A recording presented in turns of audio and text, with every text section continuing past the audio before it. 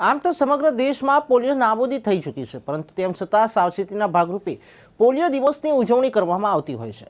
5 વર્ષ સુધીના બાળકોને પોલિયોના ટીપા પીવડાવવામાં આવતા હોય છે।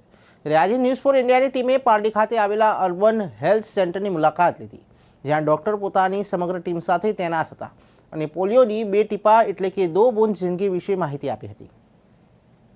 માતા સગર્ભા બને છે અને ત્યારબાદ તેની ડિલિવરી થાય છે અને બાળકનો જન્મ થાય છે, પરંતુ બાળકના જન્મની સાથે જ આ બાળકના સ્વાસ્થ્યની બહુ જ કાળજી લેવી પડે છે, કારણ કે બાળક બહુ જ નાજુક હોય છે અને તેને અનેક પ્રકારના ઇન્ફેક્શન કે રોગ થવાનો ભય રહેતો હોય છે।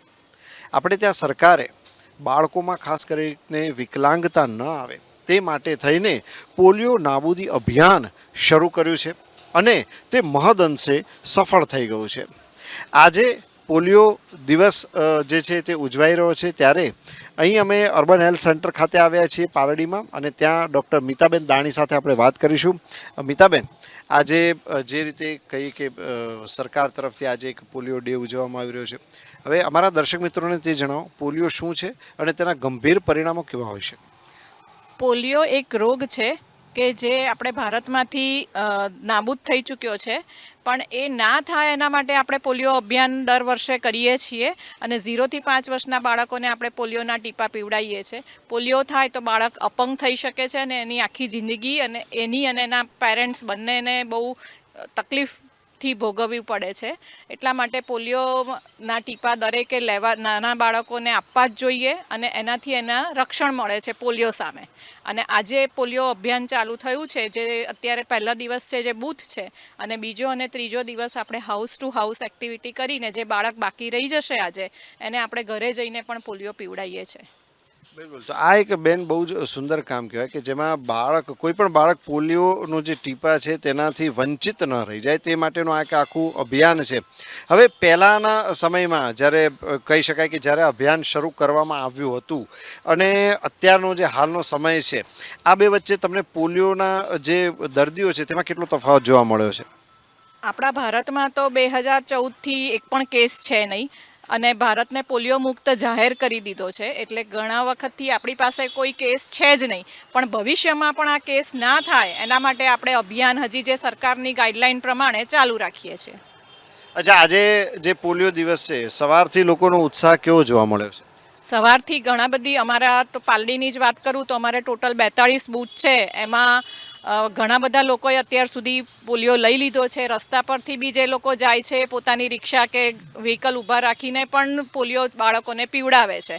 અહીંયા અમારા અર્બન હેલ્થ સેન્ટરમાં બી અત્યારે 15-20 બાળકો સવારમાં પણ આવી ચૂક્યા છે અને ઘણા બધા સ્ટાફને અમે એરિયામાં મોકલ્યા છે કે જે લોકો બાળકોને બોલાવી લાવે અહીંયા માટે। અચ્છા, જ્યારે પોલિયોનું રસીકરણ કરાવવા આવે છે માતા પિતા, ત્યારે શું હોય છે સમગ્ર પ્રક્રિયા, કઈ રીતે કરાવવાની હોય છે? અમારું જે બૂથ છે એવી રીતે બૂથમાં લોકો બેઠેલા છે જે લોકો ટ્રેન છે, અને એમાંથી એક જણા પોલિયોનો ટીપો પીવડાવશે અને બીજા છે એમના હાથમાં, ડાબી હાથની ટચલી આંગળીમાં માર્કિંગ કરશે, અને બહુ કદાચ વધારે લાઈન હોય તો એ લોકોને લાઈન મેનેજ કરવામાં હેલ્પ કરશે। એવી રીતના આ લોકો બધા ટ્રેન જ હોય છે અને પોલિયો પીવડાવતા હોય છે। જે પોલિયો છે એના સ્ટેજ બી હોય છે કે ક્યારે પીવડાવવાનું ને ક્યારે ના પીવડાવવાનું, તો એ પણ એ લોકોને BVM અને એની માહિતી પણ સ્ટાફને હોય જ છે। બિલકુલ, તો અહીંયા મને આખું એક દેખાઈ રહ્યો છે કે આ એક પ્રકારનું આ રીતે રજિસ્ટ્રેશન થાય છે એક અર્બન હેલ્થ સેન્ટરમાં, અને અહીંયા જે બાળકો આવે છે તેમનું નામ અને નંબર લખીને તેમની સામે ટિક કરવામાં આવે છે અને નંબર લખવામાં આવે છે, નામ નથી લખવામાં આવતા, અને તેમની સામે ટિક કરવામાં આવે છે। સૌથી મહત્ત્વની વાત કરી તે આપણે પેલું કહીએ ને કે પેલું મતદાન વખતે પેલું એક જે માર્ક કરવામાં આવે, તેવું બાળકોનું પણ આ એક પ્રકારનું મતદાન છે કે એક વખત જેણે પોલિયો લીધો છે તે બાળકને પણ એવું જો ટિક માર્ક કરી દેવામાં આવતું હોય છે, અને તેથી ભૂલથી બીજી વાર એ બાળક ફરીવાર ઓવરડોઝ ન થઈ જાય પોલિયોનો, અને તેના માટે થઈને ખાસ આ કાળજી લેવામાં આવે છે। બેન, અન્ય કયા પ્રકારના એવા રોગો હોય છે જે હાલ પ્રવર્તમાન છે અને તેમાં મા બાપે બાળકો માટે ખાસ કાળજી લેવી જોઈએ? જે વેક્સિનથી પ્રિવેન્ટ થઈ શકતા હોય એ વેક્સિન અત્યારે સરકાર તરફથી ફ્રી ઓફ કોસ્ટ આપણા અર્બન હેલ્થ સેન્ટરમાં મળે છે સરકાર તરફથી. તો એ વેક્સિન તો દરેક મા બાપે લેવડાવવી જ જોઈએ કે જેનાથી જે આપણી પાસે એનો ઉપાય છે જ કે જે લેવડાવશો તો આપણને એનાથી એ રોગ નહીં થાય.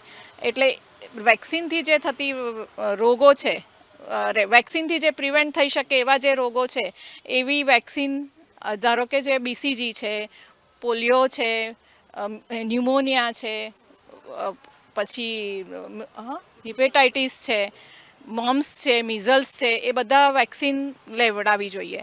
વિટામિન A દર 6 મહિને 5 વર્ષ સુધીના બાળકને આપવું જોઈએ, જેના કારણે એને આંખના જે રતાંધણાપણું ને એ જે છે એ ના થાય. એટલે એ બધું આપણા અર્બન હેલ્થ સેન્ટર પર ફ્રી ઓફ કોસ્ટ મળે જ છે. બિલકુલ. મિતાબેને બહુ જ સરસ વાત કરી કે મા બાપ જો ખરેખર આ જાગૃતિ લાવે અને દુર્લક્ષતા ન સેવે કે ભાઈ રસીકરણ કરાવવા તો કોણ જાય, રવિવાર છે, ઘરે બેઠા રહીએ, આવું વિચારવાને બદલે તાત્કાલિક ઊભા થાવ, અર્બન હેલ્થ સેન્ટર પર જાઓ. સરકારે બહુ સારી વ્યવસ્થા કરી છે, ડૉક્ટર્સ પણ આજે રવિવારે હાજર છે. તો આવા અનેક જે અભિયાન છે જે સરકાર તરફથી કરવામાં આવતા હોય છે, પરંતુ જો લોકો જાગૃત બને તો સ્વાભાવિક રીતે કહી શકાય કે તેઓ પોતાના બાળકના જે સ્વાસ્થ્ય છે તેને સંપૂર્ણપણે જાળવી શકશે અને આવનારા રોગોથી આ બાળકોને રક્ષણ મળશે. કેમેરામેન રાજેન્દ્ર પટેલ સાથે Kumar Barot, news for India, Ahmedabad.